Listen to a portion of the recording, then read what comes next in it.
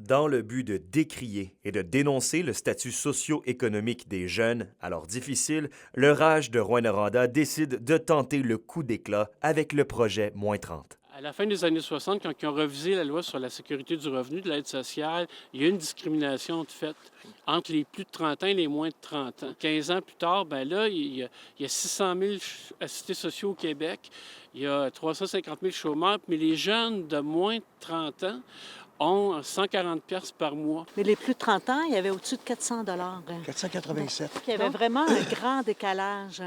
Puis ce qu'on se disait, c'est quand tu as besoin de manger, tu as besoin de dormir, tu as besoin de vivre, bien, que tu aies 18, 25 ou 35 ans, c'est la même affaire. On ne pouvait pas faire la grève. Tout ce qu'on pouvait faire, c'est d'alerter la population, de sensibiliser les gens à notre situation, puis c'est de l'année internationale de la jeunesse.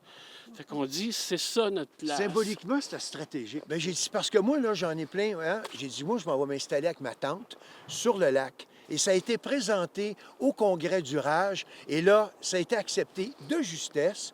Et par la suite, on a monté des tentes, on a eu de l'appui, en gros. Et là, ça a décollé.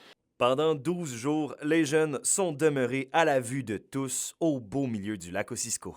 Plein de groupes communautaires, de la population. On est extrêmement organisés aussi. Là. Puis au niveau national, on avait un appui. Là. Ça, c'est le guide d'accueil du lac Ossisco.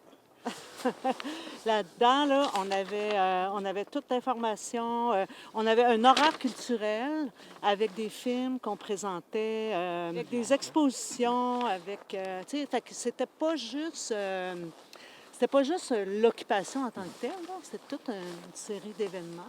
On avait 8 tentes, une poêlette chimique, une génératrice. Et dans chacune des tentes, il y avait un poêle à bois. Ouais, un poêle à bois. Il y a une des tentes, il y avait une télévision.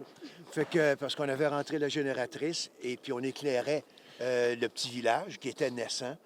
Un peu comme peut-être l'était Rouyn, il y a de ça déjà une centaine d'années presque. Ce qui a commencé à nous déloger, c'est la nature. Le redout. C'est-à-dire, le redout est arrivé et nos tentes étaient trempées pleines d'eau. On marchait dans l'eau d'un tente. C'est plutôt Mère Nature qui nous a mis à la porte. Une expérience inoubliable qui aura finalement porté fruit. Les comparses y reconnaissent un exemple de mobilisation réussie. Il y a plein de causes, je pense, qu'il faut vraiment comme s'indigner. Là. Je pense que ça peut être quelque chose qui peut...